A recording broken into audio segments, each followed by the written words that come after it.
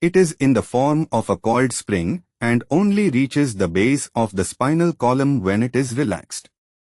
For it to become relaxed, it requires the accomplishment of the sexual act between two partners who must not only love one another, but also have a spiritual affinity between them. Only at that moment and under these conditions will the palanteus extend to the spinal column, transferring an energy and special gifts to the physiological body, which then affects the physical body. The person concerned will experience happiness in sexual enjoyment that is far greater than normal.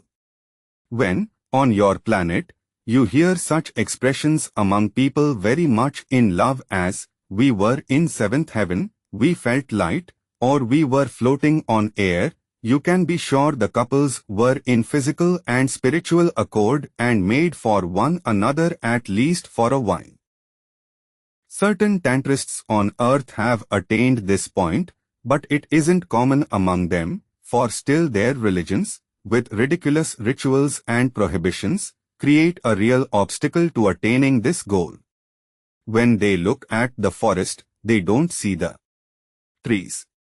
Let's go back to our loving couple. The man has experienced great pleasure transformed into beneficial vibrations for the palanteus, thanks to a love which is genuine and absolute compatibility. All these sensations of happiness were released by the accomplishment of the sexual act. The sensations of happiness are not the same with the female, but the process is the same with her. Now, to answer your question. On our planet, with bodies that are both male and female, we can achieve, at will, the sensations, both male and female. Of course, this brings us a much greater range of sexual pleasure than if we were monosexual. Further, our fluidic body can be at its best. Our appearance is, needless to say, more feminine than masculine, at least where our faces and breasts are concerned. Don't you agree, Michelle, that, as a general rule, a woman has a prettier face than a man? Well, we prefer to have faces that are pretty, rather than unattractive. What do you think of homosexuality?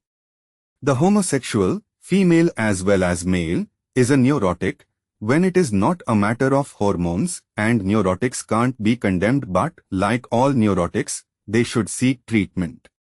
In all things, Michelle, consider what nature has decreed, and you will have the answers to your questions. Nature gave every living thing the possibility of reproduction, so that various species might continue. According to the Creator's will, males and females have been created in all species. With human beings, however, and for the reasons we have already explained, he added features not given to other species. For example, a woman can bloom in sexual fulfillment, achieving a range of sexual sensations that can release the palanteus and bring about vast improvements in her physical body by way of the fluidic body.